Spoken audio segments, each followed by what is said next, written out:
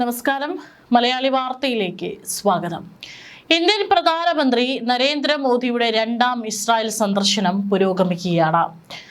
രാജ്യാന്തര തലത്തിൽ തന്നെ വലിയ മാനങ്ങൾ നൽകുന്നതാണ് മോദിയുടെ 2 ദിവസത്തെ സന്ദർശനം.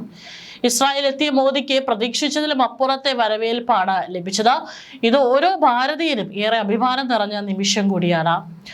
ടെൽ അവീവിലെ ബെൻ ഗുരിയോൺ വിമാനത്താവളത്തിലെത്തിയ മോദിയെ ബെഞ്ചമിൻ നെതന്യാഹുവും ഭാര്യ സാറ നെതന്യാഹുവും നേരിട്ടെത്തിയാണ് സ്വീകരിച്ചത്. മോദി തന്റെ പ്രിയപ്പെട്ട സഹോദരനാണെന്നായിരുന്നു നെതന്യാഹു വിശേഷിപ്പിച്ചത്. ഇസ്രായേൽ പ്രധാനമന്ത്രി ഭാര്യ സാറ നെതന്യാഹു ഊഷ്മളമായി സ്വീകരിച്ചതിനിടെ ഉണ്ടായ ഒരു രസകരമായിട്ടുള്ള സംഭവം അത് വൈറലാവുകയാണ്.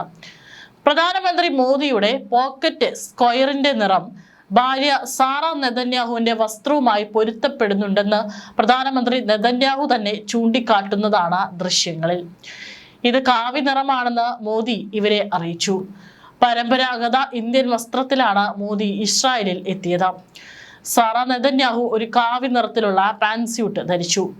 ഇത് ശ്രദ്ധയിൽപ്പെട്ട ബെഞ്ചമിൻ നെതന്യാഹു കൗതുകപൂർവ്വം ഒരു കാര്യം മോദിയോട് സൂചിപ്പിച്ചു. നോക്കൂ, തന്റെ ഭാര്യയുടെ വസ്ത്രത്തിന്റെ നിറവും നിങ്ങളുടെ പോക്കറ്റ് സ്ക്വയറിന്റെ നിറവും ഒന്ന് തന്നെയാണല്ലോ എന്നായിരുന്നു നെതന്യാഹുവിന്റെ നിരീക്ഷണം. അദ്ദേഹം അത് ചൂണ്ടിക്കാണിച്ചുകൊണ്ട് സംസാരിക്കുന്ന ദൃശ്യങ്ങളും പുറത്തു വന്നിട്ടുണ്ട്. തന്റെ ജാക്കറ്റിലെ പോക്കറ്റ് തുവാലയുടെ നിറവുമായി സാറയുടെ വസ്ത്രത്തിനുള്ള സാമ്യം തിരിച്ചറിഞ്ഞ മോദി പുഞ്ചിരിയോടെ ഇതിന് നൽകിയ മറുപടിയാണ് ശ്രദ്ധേയം. ഈ നിറം കേവലം ഒരു അലങ്കാരമല്ലെന്നും ഇന്ത്യയിലെ ഹിന്ദു ദേശീയതയുടെ പ്രതീകമായ കാവ്യാണെന്നും മോദി അവരെ ധരിപ്പിച്ചു.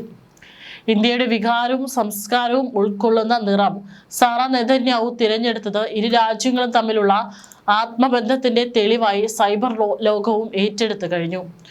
സാറ നെതന്യാഹു ഇന്ത്യയെ അത്ഭുതകരമായ രാജ്യമെന്നാണ് വിശേഷിപ്പിച്ചത്. പ്രധാനമന്ത്രി മോദി അത്ഭുതകരമായ നേതാവാണെന്നും സാറ പറഞ്ഞു. പ്രധാനമന്ത്രി നരേന്ദ്രമോദിയുടെ സന്ദർശനത്തെ ആഘോഷമാക്കി ഇസ്രായേലിലെ വീഥികളും പാർലമെന്റായ സെനറ്റും ഒരുങ്ങിയിരിക്കുകയാണ്. ചൊവ്വാഴ്ച രാത്രി ഇന്ത്യൻ ത്രിവർണ്ണ പതാകയിലെ കുങ്കുമം, വെള്ള, പച്ച നിറങ്ങളിലെ ലൈറ്റുകളാൽ ജെറുസലേമിലെ സെനറ്റ് മന്ദിരം ശോഭിച്ചു. പാർലമെന്റിലെ മോദിയുടെ ചരിത്ര പ്രസംഗത്തിനുള്ള ആദരമാണിതെന്നും സ്പീക്കർ അമീർ ഒഹാന പറഞ്ഞു. ജെറുസലേമിലെ പ്രധാന റോഡുകളും തെരുവുകളും ഇന്ത്യൻ ഇസ്രായേലി പതാകകളാൽ അലങ്കരിച്ചു.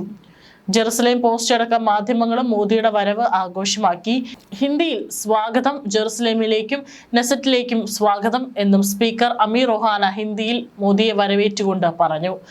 ഗംഭീര കയ്യടിയോടെയാണ് മോദിയെ അവിടെയുള്ള MP-മാരൊക്കെ തന്നെ സ്വീകരിച്ചത്. നെസറ്റിൽ പ്രസംഗിച്ച ആദ്യ ഇന്ത്യൻ പ്രധാനമന്ത്രിയാണ് മോദി. മോദിയും നെതന്യാഹു ഒരു ഹ്രസ്വ ചർച്ച നടത്തിയ ശേഷമായിരുന്നു പാർലമെന്റിലെത്തിയത്. മോദി മോദി എന്ന വിളിയോടുകൂടി എഴുന്നേറ്റ് നിന്ന് കൈയടിച്ചായിരുന്നു ഇസ്രായേൽ പാർലമെന്റിലെ നെസറ്റ് മോദിയെ സ്വീകരിച്ചത്. നെതന്യാഹുവിനെ എതിർക്കുന്ന പ്രതിപക്ഷം ഉൾപ്പെടെയുള്ളവർ അദ്ദേഹത്തിന്റെ പ്രസംഗം ബഹിഷ്കരിച്ച് പുറത്തേക്ക് പോയി. എന്നാൽ മോദിയുടെ പ്രസംഗ സമയത്ത് എല്ലാവരും മോദിയെ കേൾക്കാനായി തിരിച്ചെത്തുന്ന കാഴ്ചയാണ് കണ്ടത്. 2 പക്ഷവും മോദിയെ കേൾക്കാനായി നെസറ്റിൽ ഇരുപ്പുറപ്പിച്ചതും ഊഷ്മളമായ കാഴ്ചയായിരുന്നു. മോദിക്കെതിരെയല്ല ഞങ്ങൾ നെസറ്റ് ബഹിഷ്കരിച്ചതെന്നും പ്രതിപക്ഷ നേതാവ് പറഞ്ഞു. അതേസമയം തന്നെ ഹമാസ് ഇസ്രായേലിനെതിരെ നടത്തിയ ആക്രമണം അംഗീകരിക്കാനാവുന്നതല്ലെന്നും നെസറ്റിനെ അഭിസംബോധന ചെയ്ത മോദി പറഞ്ഞു. കരഘോഷത്തോടെയായിരുന്നു ഈ വാക്കുകളെ MP-മാർ സ്വീകരിച്ചത്. ഭീകരവാദത്തിനെതിരെ ഇരട്ടത്താപ്പ് പാടില്ലെന്നും പാലസ്തീൻ ഉൾപ്പെടെയുള്ള വിഷയങ്ങളിൽ ഇന്ത്യ ഇസ്രായേലിനൊപ്പം ഉണ്ടാകുമെന്നും മോദി പറഞ്ഞു. സൈനിക വ്യാപാര സഹകരണങ്ങളിലും ഇസ്രായേലിൽ നിന്നും ആയുധങ്ങൾ വാങ്ങുന്നതുമായി ബന്ധപ്പെട്ട ചർച്ചകളും പുരോഗമിക്കുകയാണ്. അതേസമയം തന്നെ അത് കഴിഞ്ഞ് ആ ഒരു ഹാളിൽ മോദിയോടൊപ്പം സെൽഫി എടുക്കാനായിട്ട് അവിടെയുള്ള MP-മാരും മറ്റുള്ള ആളുകളൊക്കെ തന്നെ തിക്കും തിരക്കും കൂട്ടുന്നതും ദൃശ്യങ്ങളിൽ കാണാനായിട്ട് സാധിക്കും. നെസറ്റ് നൽകുന്ന ഏറ്റവും വലിയ ബഹുമതിയായ speaker of the Knesset medal നൽകി നരേന്ദ്രമോദിയെയും ആദരിച്ചു. ഇന്ത്യയും ഇസ്രായേലും തമ്മിലുള്ള തന്ത്രപരമായ ബന്ധം ശക്തിപ്പെടുത്തുന്നതിൽ മോദി നൽകിയ സംഭാവനകൾ പരിഗണിച്ചാണ് ബഹുമതി. അതേസമയം ഇന്ത്യ ഇസ്രായേൽ ഔദ്യോഗികമായി അംഗീകരിച്ച ദിവസം തന്നെയാണ് താൻ ജനിച്ചതെന്നും, അതായത് 1950 സെപ്റ്റംബർ 17 മോദി ഓർത്തെടുത്തു. എന്നും ആകർഷണം തോന്നുന്ന മണ്ണാണ് ഇസ്രായേലിൻ്റെതെന്നും വീണ്ടും എത്തിയതിൽ സന്തോഷമെന്നും മോദി പറഞ്ഞു. ഭീകരവാദം എവിടെയുണ്ടായാലും അത് സമാധാനത്തിന് ഭീഷണിയാണെന്നും ആഗോളതലത്തിൽ ഏകോപിപ്പിച്ചുള്ള പ്രവർത്തനം അനിവാര്യമാണെന്നും മോദി ആഹ്വാനം ചെയ്തു. ഗാസയിലെ യുദ്ധം ആരംഭിച്ചതിനു ശേഷമുള്ള ആദ്യ ദ്വിദിന സന്ദർശനത്തിനായി പ്രധാനമന്ത്രി നരേന്ദ്രമോദി നടത്തുന്ന ഇസ്രായേൽ സന്ദർശനത്തെയും ലോകരാഷ്ട്രങ്ങൾ ഏറെ പ്രതീക്ഷയോടെയാണ് ഉറ്റുനോക്കുന്നത്. പ്രധാനമന്ത്രി Benjamin Netanyahu, president Isaac Herzog എന്നിവരുമായി നടത്തിയ കൂടിക്കാഴ്ചകളിലും ഇന്ത്യയുടെ നിലപാട് മോദി ശക്തമായി ഉന്നയിച്ചു എന്നാണ് കരുതപ്പെടുന്നത്. അതേസമയം പാലസ്തീൻ നേതാക്കളുമായി മോദി ചർച്ച നടത്തുന്നില്ല എന്നതും പ്രധാനപ്പെട്ട കാര്യമാണ്. പ്രതിരോധം, സാങ്കേതിക വിദ്യ, വ്യാപാരം എന്നീ മേഖലകളിലെ ബന്ധം ശക്തിപ്പെടുത്താൻ ഇരു രാജ്യങ്ങളും ശ്രമിക്കുന്നതിനിടയിലാണ് ഈ സന്ദർശനം.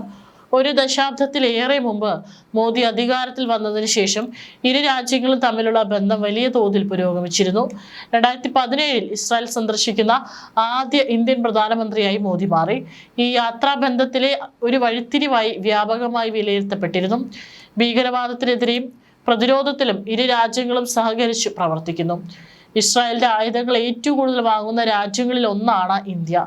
മോദിയുടെ സന്ദർശനത്തെ ചരിത്രപരമായ ഒന്ന് എന്നാണ് ഇസ്രായേൽ പ്രധാനമന്ത്രി ബെഞ്ചമിൻ നെതന്യാഹു വിശേഷിപ്പിച്ചത്. ഒക്ടോബർ 7 ഹമാസ് നടത്തിയ മാരകമായ ആക്രമണങ്ങളെ ഇന്ത്യ അപലപിക്കുകയും ഇസ്രായേലിനോട് ഐക്യദാർഢ്യം പ്രഖ്യാപിക്കുകയും ചെയ്തിരുന്നു. അതേസമയം ഗാസയിൽ സാധാരണക്കാർ കൊല്ലപ്പെടുന്നതിൽ ഇന്ത്യ ആശങ്ക പ്രകടിപ്പിക്കുകയും ദുരാഷ്ട്ര പരിഹാരത്തിനുള്ള പിന്തുണ ആവർത്തിക്കുകയും ചെയ്തു. എന്നാൽ ഈ സന്ദർശനം പ്രാദേശിക സംഘർഷങ്ങൾ രൂക്ഷമാകുന്ന സമയത്താണ്. ഇറാനെതിരായ സൈനിക നടപടിയുടെ ഭീഷണിയും സംഘർഷം കൂടുതൽ ഒരു വലിയ പ്രാദേശിക സംഘർഷത്തിന് കാരണമാകുമെന്ന ആശങ്കയുമാണ് ഇപ്പോൾ ഉള്ളത്. ആണവ പദ്ധതി തടയാൻ ഇറാനെ സമ്മർദ്ദത്തിലാക്കുന്നതിനായി പതിറ്റാണ്ടുകളിലെ ഏറ്റവും വലിയ US സൈനിക വിന്യാസങ്ങളിൽ ഒന്നായി US സമീപ ആഴ്ചകളിൽ മേഖലയിൽ സാന്നിധ്യം ശക്തിപ്പെടുത്തിക്കൊണ്ടിരിക്കുകയാണ്. മോദിയുടെ ഇസ്രായേൽ സന്ദർശനത്തിൽ ഇക്കാര്യങ്ങൾ ഇന്ത്യയുടെ ഇടപെടൽ ഉണ്ടാകുമോ എന്നാണ് എല്ലാവരും ഉറ്റുനോക്കുന്നത്. ഇറാനുമായി മിഡിൽ ഈസ്റ്റിലെ മറ്റു നിരവധി രാജ്യങ്ങളുമായി ഇന്ത്യ ഗാഢമായ ബന്ധം പുലർത്തുന്നതും ഇക്കാര്യത്തിൽ മോദിയുടെ സാന്നിധ്യം ഉണ്ടാകുമെന്നാണ് പലരും പ്രതീക്ഷിക്കുന്നത്. 1988 ഇന്ത്യ പാലസ്തീൻ അംഗീകരിച്ചു.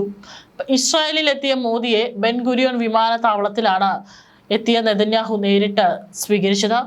ഇസ്രായേൽ പാർലമെന്റിനെ അഭിസംബോധന ചെയ്ത മോദി വികാരനിർഭരമായ ഒരു പ്രസംഗമാണ് നടത്തിയത്. ഭീകരതയ്ക്കെതിരായ പോരാട്ടത്തിൽ ഇന്ത്യ ഇസ്രായേലിനൊപ്പം നിൽക്കുമെന്നും മോദി പ്രഖ്യാപിച്ചു. 2023 ഒക്ടോബർ 7 ഇസ്രായേലിൽ 1200ഓളം പേർ കൊല്ലപ്പെട്ട ഹമാസ് ആക്രമണത്തെയും 175ഓളം പേർ കൊല്ലപ്പെട്ട മുംബൈ ഭീകരാക്രമണത്തെയും താരതമ്യം ചെയ്താണ് അദ്ദേഹം പ്രസംഗിച്ചത്. ഞങ്ങൾ നിങ്ങളുടെ വേദന അനുഭവിക്കുന്നു, നിങ്ങളുടെ ദുഃഖത്തിൽ ഞങ്ങൾ പങ്കുചേരുന്നുവെന്ന് മോദി പറഞ്ഞു. ഇസ്രായേലുമായുള്ള ഇന്ത്യയുടെ ബന്ധം രക്തവും ബലിയർപ്പണവും കൊണ്ട് എഴുതപ്പെട്ടതാണെന്നും പ്രധാനമന്ത്രി ചൂണ്ടിക്കാട്ടി. പ്രധാനമന്ത്രി തനിക്ക് സഹോദര തുല്യനാണെന്നാണ് ഇസ്രായേൽ പ്രധാനമന്ത്രി ബെഞ്ചമിൻ നെതന്യാഹു വ്യക്തമാക്കിയത്.